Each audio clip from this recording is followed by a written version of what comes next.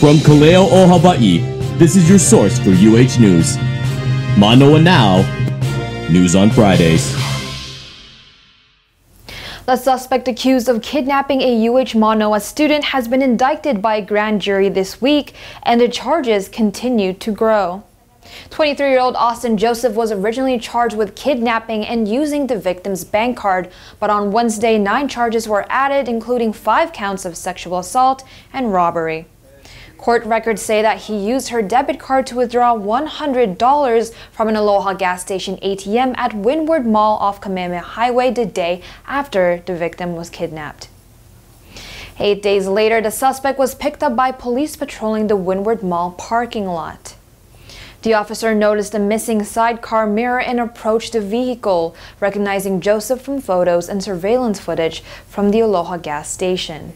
So basically, through the course of the investigation, investigators knew that he had used the victim's ATM or credit card at a Windward area establishment, and they started working their way from there.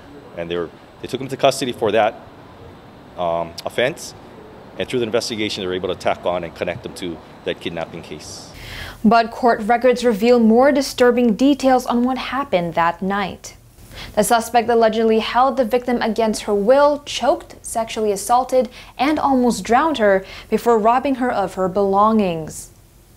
He remains in police custody with $1 million in bail. And Honolulu Medical Examiner identifies last Saturday's death at the Warrior Rec Center as 18-year-old student Isaac Hiram Lavea, a native of Hawaii Island. EMS responded to a call at the rec center around 11:30 a.m. They received a report of a male student who collapsed and stopped breathing. It was a terrible tragedy, and our hearts and prayers go to the family and to all the friends, to everyone impacted by this. I mean, 18 years old is just way too young. We do want to commend the staff of the Warrior Rec Center and the people who were in the Warrior Rec Center when it happened. My understanding is that shortly after the student got to the Warrior Rec Center, something happened.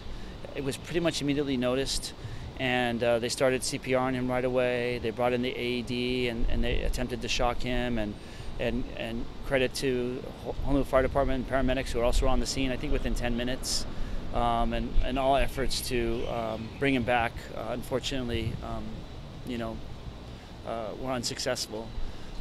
We had counselors on scene shortly after everything happened to talk to the students and everyone who was infected and involved. His cause of death is still pending. Senator Brian Schatz will be appearing in a sold-out public forum at UHM's IT Center next Tuesday, April 23rd from 10 to 11:30 a.m.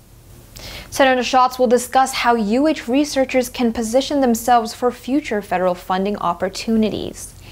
And now the university will be having a change in administration. The UH Manoa campus no longer has a chancellor. A role UH President David Lassner stepped in during his term at UH, but a provost position was approved by the Board of Regents despite opposition by the Manoa Faculty Senate. We listened, and that was their view, and we're required to consult and listen. But that one's hard to mitigate. You either do it or you don't do it. And ultimately, we thought that it was a time to end the 2.5 years of interim leadership and keep moving forward toward a future.